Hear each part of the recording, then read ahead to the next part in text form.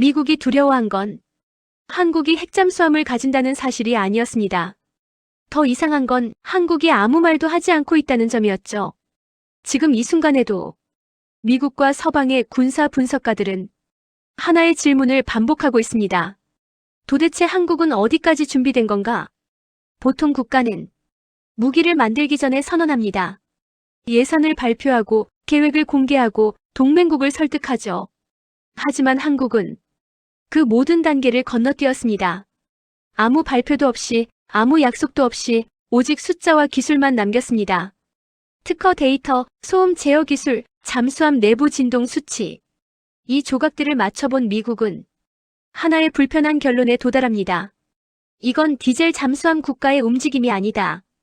더 놀라운 건 한국이 준비한 게 무기가 아니라는 점입니다. 이 기술들은 동북아의 전쟁 가능성을 키우기보다 전쟁 계산 자체를 바꿔버릴 수 있는 설계에 가깝습니다. 그래서 미국은 고민합니다. 왜 일본이 아닌가? 왜 한국인가? 지금 바닷속에서는 아직 아무것도 떠오르지 않았습니다. 그런데도 주변국들의 전략 지도는 이미 다시 그려지고 있습니다. 보이지 않는데 이미 영향을 주고 있기 때문입니다. 이 영상에서는 왜 한국의 침묵이 동북아 전략 균형을 흔들고 있는지, 왜 미국이 결국 한국을 선택할 수밖에 없는지, 그리고 이 모든 흐름의 끝에서 한국이 어떤 위치에 서게 되는지 아무도 크게 말하지 않았던 그 진짜 이유를 차분히 짚어보려 합니다. 네, 코레아우라라고 댓글을 남겨주세요. 구독과 좋아요는 세계에서 대한민국의 활약을 응원하는 힘이 됩니다. 미국 정보기관이 가장 먼저 이상함을 느낀 지점은 한국의 말이 아니라 기술의 출처였다. 보고서를 들여다보던 분석가들은 한 가지 공통된 질문에 부딪혔다. 이 기술들은 도대체 어디서 온 것인가? 잠수함용 소음진동 저감 기술이라면 당연히 군 연구소나 방산 기업에서 나와야 했다. 하지만 한국의 데이터는 달랐다. 특허의 상당수는 군이 아닌 반도체 원전 대형 플랜트 산업에서 출발하고 있었다. 처음엔 단순한 통계 오리로 여겨졌다. 그러나 교차 분석이 진행될수록 하나의 그림이 선명해졌다. 한국은 군사 기술을 개발한 것이 아니라 군사적으로 쓸 수밖에 없는 민간 기술을 이미 완성해 놓고 있었던 것이다. 반도체 공정은 세계에서 가장 까다로운 진동 환경을 요구한다.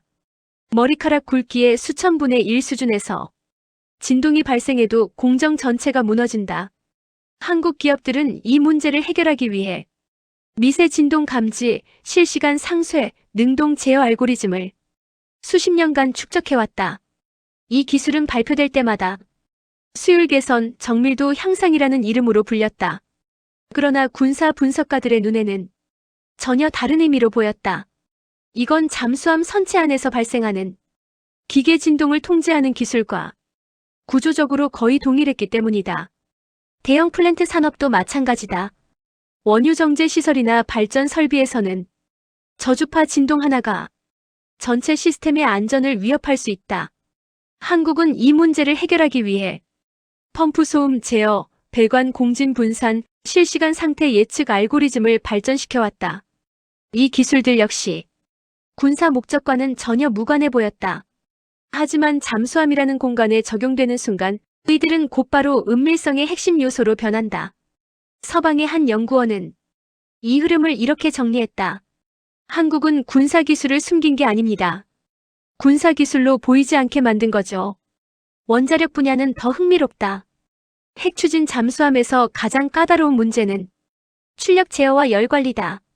출력이 요동치면 진동과 소음이 발생하고 열 흔적이 남으면 적의 탐지망에 포착된다. 한국은 이미 세계적인 원전 강국이다. 출력 변동을 부드럽게 제어하는 알고리즘, 열을 외부로 흔적 없이 분산시키는 설계 기술은 오랫동안 축적된 자산이었다. 이 기술들은 발전소 안전을 위한 것이었지만 바닷속에서는 전혀 다른 의미를 갖는다. 조용히 오래 머무는 능력으로 바뀌는 것이다. 이쯤 되면 질문은 바뀐다. 왜 한국은 이렇게 복잡한 길을 택했을까? 답은 단순하다. 핵추진 잠수함을 선언하는 순간 외교 정치 국제 규제라는 거대한 장벽이 동시에 열리기 때문이다. 한국은 그 문을 두드리는 대신 문 뒤에 무엇이 필요한지부터 계산했다. 원자로가 아니라 소음, 추진이 아니라 제어, 무기가 아니라 운용 환경. 그래서 한국은 핵잠수함이라는 단어를 쓰지 않으면서도 핵잠수함이 요구하는 조건들을 하나씩 충족시켜 나갔다. 미국 내부 보고서에서 한국이 잠재적 핵추진 플랫폼 준비국으로 분류되기 시작한 이유도 여기에 있다. 아직 연료라는 마지막 퍼즐은 남아있다. 그러나 퍼즐을 맞출 판은 이미 완성돼 있다는 평가가 나온다. 그리고 이 방식은 개발 기간을 획기적으로 단축시켰고 데이터 축적 속도를 경쟁국보다 훨씬 빠르게 만들었다. 한국은 가장 시끄러운 선언 대신 가장 조용한 준비를 선택했다. 이제 세계가 궁금해하는 것은 하나다. 이 침묵이 끝나는 순간 무엇이 모습을 드러낼 것인가? 처음 이 수치가 보고서에 등장했을 때 미국 해군 분석팀 내부에서도 반응은 갈렸다. 오타 아니야? 방음제를 조금 바꿨겠지. 실험 조건이 다른 것 아닐까? 하지만 숫자는 반복해서 같은 이야기를 했다. 이전 세대 대비 내부 소음 30% 이상 감소. 잠수함 세계에서 이 수치는 개선이 아니라 사건에 가깝다. 잠수함의 소음은 단순한 크기의 문제가 아니다. 엔진 하나, 펌프 하나의 소리가 아니라 선체 전체에서 발생하는 복합 신호다. 회전 진동, 유체 소음, 구조 공진, 그리고 이 모든 것이 바닷물과 만나며 만들어내는 저주파 신호까지. 이 중 일부만 줄여도 전체 소음이 체감상 크게 낮아진다. 하지만 30%는 다르다. 이는 특정 부품의 개선으로는 절대 도달할 수 없는 영역이다.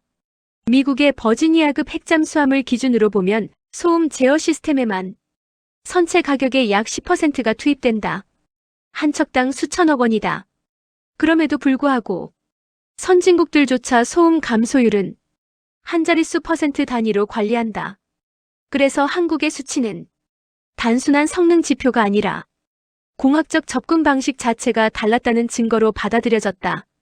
분석가들이 주목한 것은 얼마나 줄였느냐가 아니라 어디서 줄였느냐였다. 보고서에 따르면 한국 잠수함의 소음 감소는 특정 주파수 대역에 집중돼 있었다. 바로 적의 수중 청음기가 가장 민감하게 반응하는 영역이다. 이건 우연이 아니다. 이 영역을 건드리려면 수동 흡음제로는 한계가 있다. 필요한 것은 능동 제어다. 능동 소음 제어란 소리를 막는 것이 아니라 소리를 상쇄하는 것이다. 센서가 진동을 감지하면 시스템이 즉시 반대 위상의 신호를 만들어 소음을 지워버린다. 이 과정은 밀리초 단위로 반복된다. 문제는 계산량이다. 그리고 안정성이다. 잠수함처럼 공간이 제한되고 변수가 많은 환경에서는 이 제어가 조금만 어긋나도 오히려 소음을 키운다. 그래서 대부분의 국가들은 이 영역을 건드리지 않는다. 위험 대비 효율이 낮기 때문이다. 그런데 한국은 이 위험한 길을 이미 민간에서 걸어왔다. 반도체 공정에서는 나노 단위 진동을 실시간으로 제어하지 못하면 수십억 원짜리 라인이 멈춘다. 원전에서는 출력 제어 알고리즘이 흔들리면 안전성 자체가 위협받는다. 한국은 이 분야에서 실패를 반복하며 데이터를 쌓아왔다. 그리고 그 데이터가 조용히 잠수함 안으로 들어갔다. 미국 분석팀이 가장 긴장한 대목은 여기였다.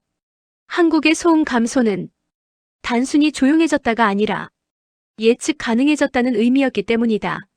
소음 패턴이 안정되면 적의 탐지 알고리즘이 무력화된다. 패턴이 읽히지 않기 때문이다. 이는 핵잠수함이 은밀성 개념을 한 단계 끌어올린다. 존재를 숨기는 단계에서 존재 자체를 해석 불가능하게 만드는 단계로 넘어가는 것이다. 그래서 이 수치는 미국 내부 보고서에서 이렇게 정리된다. 한국 해군의 최신 잠수함은 단순한 플랫폼 개선이 아니라 소음 관리 철학의 변화를 보여준다. 아직 한국은 핵추진 잠수함을 운용하지 않는다. 하지만 이미 그 운용에 필요한 침묵의 언어를 숫자로 증명하기 시작했다. 그리고 세계는 이 숫자가 의미하는 다음 단계를 본능적으로 감지하고 있다. 숫자와 데이터가 충분히 쌓였을 때 세계의 시선은 자연스럽게 단 하나의 질문으로 모였다. 그래서 연료는 어떻게 할 건가? 핵 추진 잠수함에서 연료는 단순한 소모품이 아니다. 그것은 곧 국제 질서의 경계선이다. 원자로를 작게 만드는 기술, 출력을 안정적으로 제어하는 알고리즘, 소음을 억제하는 시스템. 이 모든 것은 이제 공개 기술의 영역에 가깝다. 하지만 우라늄 농축도는 다르다. 이 숫자는 군사력의 문제가 아니라 정치적 신호로 해석된다. 미국과 영국이 사용하는 핵잠수함용 연료의 농축도는 90%에 육박한다. 사실상 핵무기급이다.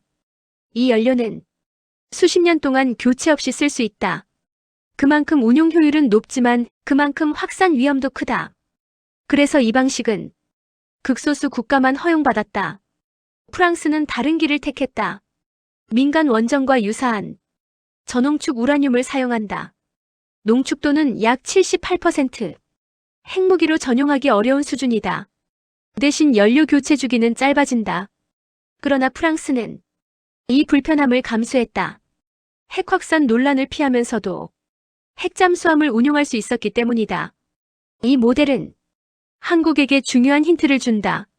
한국이 직면한 연료 문제는 기술적 난제가 아니다. 이미 원전 산업을 통해 전홍축 연료 운용 경험을 풍부하게 축적해왔다. 문제는 허락이다. 우라늄 농축은 국제 협약과 동맹 관계의 미세한 균형 위에 놓여 있다. 그래서 이 문제는 연구소가 아니라 외교 테이블에서 다뤄진다. 흥미로운 점은 한국이 이 퍼즐을 굳이 서두르지 않았다는 것이다. 보통 국가는 연료 문제부터 해결하려 한다. 그래야 전체 계획을 공개적으로 추진할 수 있기 때문이다. 그러나 한국은 반대였다. 연료를 제외한 모든 요소를 먼저 완성해 나갔다. 이렇게 되면 협상의 위치가 바뀐다. 연료가 없는 설계도는 협상 카드가 되기 어렵다.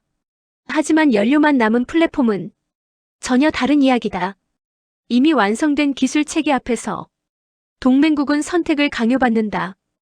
허용하지 않으면 이 기술은 멈춘다. 허용하면 우리는 함께 운용한다. 이건 요구가 아니라 현실의 제시다. 미국 내부 보고서에서 한국을 준비된 국가로 분류한 배경도 여기에 있다. 연료만 해결되면 단기간 내 실전 배치가 가능한 드문 사례이기 때문이다. 이런 국가는 감시 대상이 아니라 조율 대상이 된다. 그래서 연료는 마지막까지 남겨졌다. 기술이 부족해서가 아니라 외교적 무게를 최대화하기 위해서다. 그리고 이 선택은 침묵 전략과 정확히 맞물린다. 말을 아낀 국가는 결정의 순간에 가장 큰 발언권을 가진다. 이제 세계는 다음 질문을 던지기 시작했다. 연료 문제가 풀리는 순간 한국은 어떤 플랫폼을 바다에 띄울 것인가? 그 답은 단순한 잠수함의 크기가 아니라 어디까지 가려는가에 달려있다. 전 세계의 바다는 모두 다르다. 그리고 어떤 바다는 잠수함에게 유독 잔인하다. 군사 분석가들이 한반도 주변 해역을 두고 세계에서 가장 까다로운 바다라고 부르는 데에는 명확한 이유가 있다. 이곳은 핵추진 잠수함조차 완벽한 은신을 장담할 수 없는 몇 안 되는 해역 중 하나다. 먼저 수심이다. 태평양이나 대서양과 달리 한반도 주변 바다는 전반적으로 얕다. 얕은 바다는 잠수함에게 불리하다. 기동 공간이 제한되고 소음이 해저와 수면 사이에서 반사되며 증폭되기 때문이다. 깊은 바다에서는 소음이 아래로 흘러가지만 얕은 바다에서는 되돌아온다. 이 차이는 탐지 확률을 기하급수적으로 높인다. 두 번째는 해저 지형이다. 한반도 주변 해저는 단순한 평면이 아니다. 급격한 경사, 복잡한 골짜기, 불규칙한 퇴적층이 혼재돼 있다. 이 지형은 탐지 장비에게는 혼란을 주지만 잠수함에게도 결코 우호적이지 않다. 소음 패턴이 예측 불가능하게 왜곡되기 때문이다. 여기에 세 번째 요소가 더해진다. 바로 해양소음이다. 세계에서 손꼽히는 해상 교통량, 어업 활동, 해류 변화. 이 모든 것이 한반도 바다를 소리로 가득 찬 공간으로 만든다. 겉으로 보면 이건 은신에 유리해 보인다. 하지만 실제로는 반대다. 소음이 많을수록 미세한 이상 신호를 더 정교하게 걸러내야 하기 때문이다. 그래서 이 해역에서 살아남는 잠수함은 단순히 조용한 잠수함이 아니다. 소음을 관리할 수 있는 잠수함이다. 언제, 어떤 주파수를 얼마나 내보낼지 스스로 통제할 수 있어야 한다. 이게 바로 앞선 장에서 언급한 능동소음 제어 기술이 결정적인 이유다. 한국이 개발해온 잠수함 기술은 처음부터 이 환경을 기준으로 설계됐다. 대양에서 작전하는 미국식 사고가 아니라 얕고 복잡한 바다에서 매 순간 상대와 엇갈리는 현실적인 조건 위에서 말이다. 그래서 한국 잠수함의 기술 방향은 항상 달랐다. 속도보다 제어, 출력보다 안정, 무장보다 은밀성 유지 시간.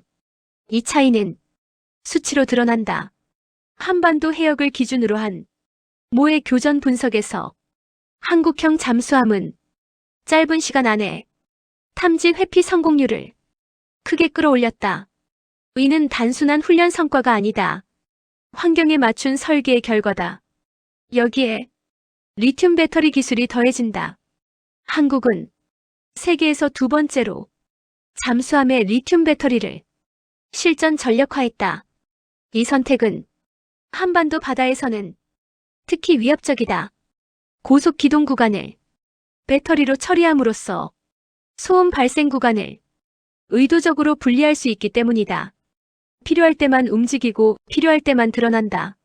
이 조합은 핵추진 잠수함이 도입될 경우 더 큰 의미를 갖는다. 무한에 가까운 항속 능력과 정교한 소음 관리 능력이 결합되면 한반도 주변 해역은 사실상 잠수함의 지배 공간이 된다.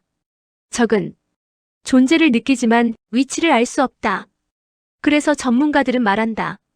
한국의 핵잠수함 논의는 단순한 전력 증강이 아니라 가장 어려운 환경에서 검증된 기술을 대양으로 확장하는 문제라고. 한반도의 바다는 약점이 아니라 가장 혹독한 시험장이었다. 그리고 그 시험을 통과한 기술만이 다음 단계로 나아갈 수 있다. 국제 안보의 세계에서 침묵은 종종 무능의 신호로 해석된다. 아무 말도 하지 않는다는 것은 아직 준비가 되지 않았다는 뜻으로 받아들여지기 때문이다.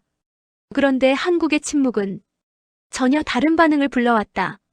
미국과 서방의 정보기관, 군사 싱크탱크, 방산 분석가들이 동시에 같은 보고서를 다시 펼쳐들기 시작한 것이다.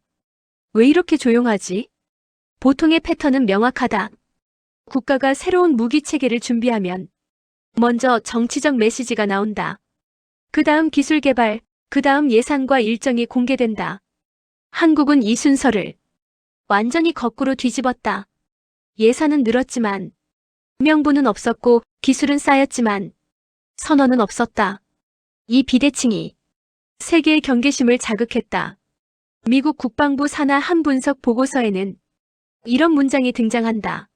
한국은 핵추진 잠수함을 말하지 않지만 그 운용을 전제로 한 기술 선택을 이미 완료한 것으로 보인다. 이 문장은 공식 성명도 외교적 발언도 아니다. 오직 데이터로만 도출된 차가운 결론이다. 특히 의아했던 점은 기술 개발의 일관성이었다. 소음 저감, 진동 제어, 출력 안정화, 열 관리. 이 모든 요소가 마치 하나의 목표를 향해 정렬돼 있었다. 우연이라고 보기에는 너무 정확했다. 더 큰 문제는 이 기술들이 군사 전용이 아니라는 점이다. 반도체 공정, 원전 제어, 대형 플랜트 운영. 겉으로 보면 완전히 민간 영역이다. 그래서 제재도 견제도 어려웠다. 한국은 규칙을 어기지 않았고 선을 넘지도 않았다. 그런데 결과만 놓고 보면 이미 선 너머에 서 있었다. 이 지점에서 서방 분석가들이 느낀 감정은 불안이었다. 대응할 명분이 없기 때문이다. 선언이 없으니 비판할 수 없고 위반이 없으니 제재할 수 없다.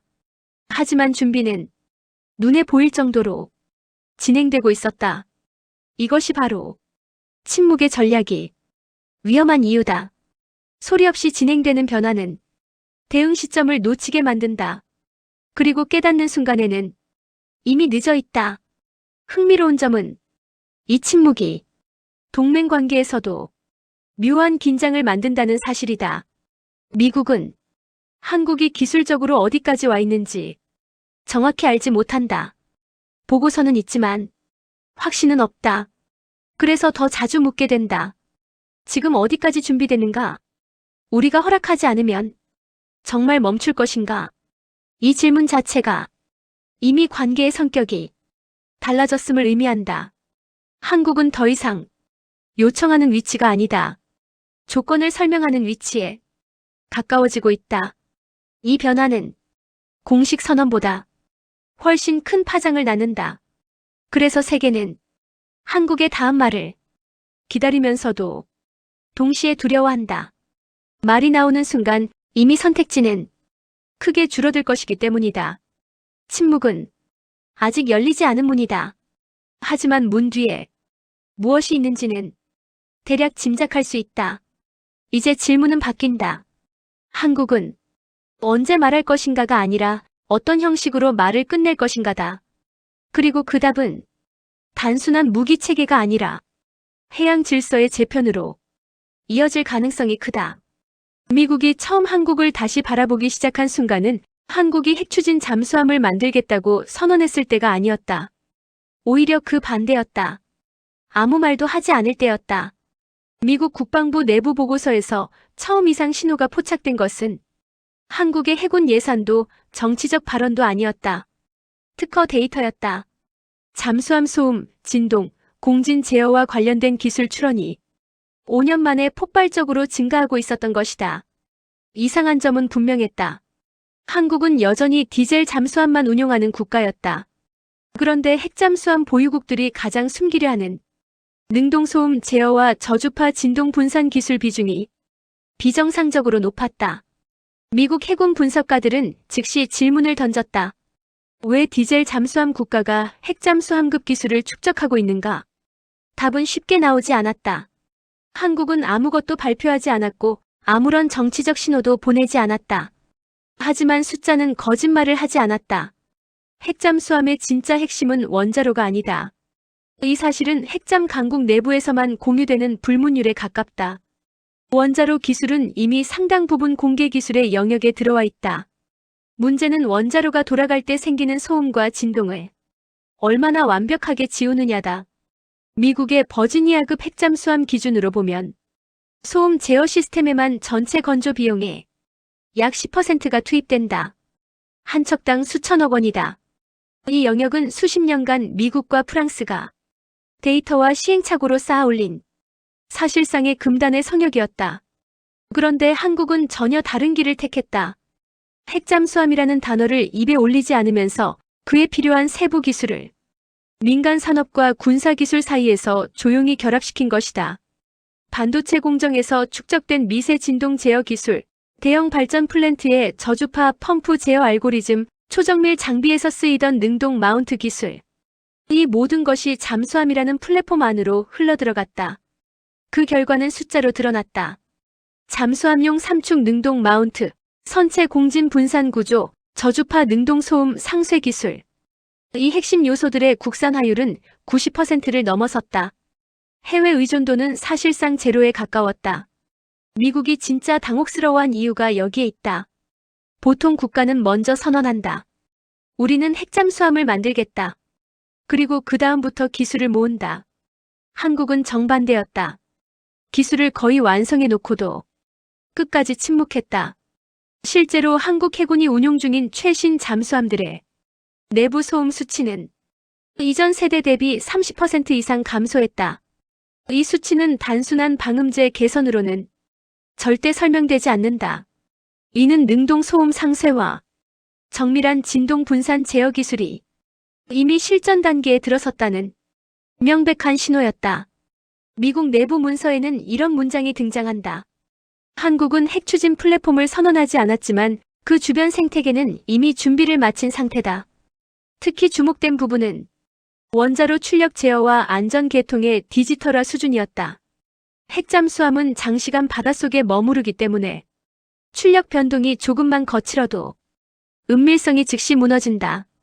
열을 어떻게 배출하느냐 역시 치명적이다. 해수 온도의 미세한 변화는 적의 감지 시스템에 그대로 포착된다. 한국은 이미 세계 최고 수준의 원전 운용 데이터를 보유한 국가다. 출력 제어 알고리즘, 열교환 설계, 수동 안전 시스템. 이 모든 것이 잠수함용으로 전환 가능한 상태에 있었다. 미국은 그제야 깨달았다. 한국이 무서운 이유는 핵잠수함을 가질 수 있느냐가 아니었다. 가지는 순간 곧바로 실전에서 우위를 점할 수 있는 공학적 기반을 이미 완성했다는 점. 그게 진짜 위협이었다. 한국은 기다리고 있었다. 정치적 선언이 아니라 기술이 완성되는 순간을. 그리고 그 침묵은 그 어떤 외교적 발언보다 미국을 불안하게 만들고 있었다. 동북아의 해양 질서는 오랫동안 고정된 공식 위에 놓여 있었다. 미국은 절대적인 해양 패권을 관리했고 일본은 정교한 방어와 기술적 보안을 맡았으며 한국은 강력하지만 제한된 지역 전력으로 균형을 지탱하는 역할에 머물렀다. 이 구조는 안정적이었지만 완전하지는 않았다. 그리고 지금 그 균열은 바닷속에서 시작되고 있다. 핵추진 잠수함이라는 플랫폼은 동북아 전략 균형을 단순히 강화하지 않는다. 계산 방식을 바꾼다. 이전까지 동북아 해역에서의 억제는 항공기와 수상 전력 중심이었다. 움직임은 보였고 대응은 가능했다. 그러나 핵잠수함이 개입되는 순간 모든 공식은 무너진다. 보이지 않는 전력이 항상 존재할 수 있다는 가정이 모든 작전을 지연시키고 모든 공격 결정을 무겁게 만든다. 중국의 해군 확장은 이미 숫자의 영역을 넘어섰다. 문제는 얼마나 많은가가 아니라 어디까지 계산에 넣어야 하는가다. 한국이 보유한 고은밀성 잠수함 전력과 핵추진 플랫폼의 결합 가능성은 중국 해군에게 하나의 질문을 던진다. 우리가 보고 있는 바다가 전부인가? 이 질문은 전략적 압박으로 작용한다. 일본 역시 이 변화를 날카롭게 인식하고 있다. 일본의 해군 기술은 정밀하고 방어 중심의 체계는 세계 최고 수준이다. 하지만 일본에게는 결정적인 한계가 있다. 공세적 운용에 대한 제약이다. 헌법, 정치, 외교. 이 모든 요소가 일본의 해양 전략을 관리의 영역에 묶어둔다. 반면 한국은 다르다. 한국의 해양 전략은 처음부터 실전 운용을 기준으로 설계됐다. 한반도 주변의 얕고 복잡한 바다, 상시적인 긴장 상태, 즉각적인 대응이 요구되는 환경. 이 조건 속에서 축적된 기술은 자연스럽게 공세와 억제를 동시에 고려하게 만들었다. 그래서 미국의 시선은 점점 분명해진다. 미국이 동북아에서 원하는 것은 단순한 동맹국이 아니다. 부담을 나눌 수 있는 설계자다. 항공모함 전단만으로는 모든 해역을 통제할 수 없다. 정보 감시, 은밀한 억제. 이 영역에서 핵추진 잠수함은 필수다. 그런데 일본은 정치적 제약이 크고 완전한 자율 운용이 어렵다. 반면 한국은 기술, 산업, 운용 경험, 그리고 결단 구조까지 이미 준비돼 있다. 미국이 한국을 주시에서 조율 대상으로 옮기기 시작한 이유가 여기에 있다. 이는 신뢰의 문제가 아니다. 구조의 문제다. 한국은 핵잠수함을 보유하는 순간 미국의 전략 구상 안에서 자동으로 핵심 노드가 된다. 선택이 아니라 필연에 가깝다. 이제 마지막 질문이 남는다.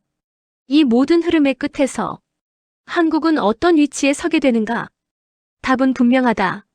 한국은 더 이상 질서를 따르는 국가가 아니다. 질서를 설계하는 국가다. 설계자는 가장 먼저 움직이지 않는다. 대신 가장 늦게 말한다. 모든 조건이 갖춰졌을 때 한 번의 선택으로 판을 완성한다. 지금 한국의 모습이 정확히 그렇다. 기술은 이미 준비됐고 환경은 성숙했으며 주변국들은 그 가능성을 전제로 움직이기 시작했다. 그래서 핵추진 잠수함은 결과가 아니다. 증명이다.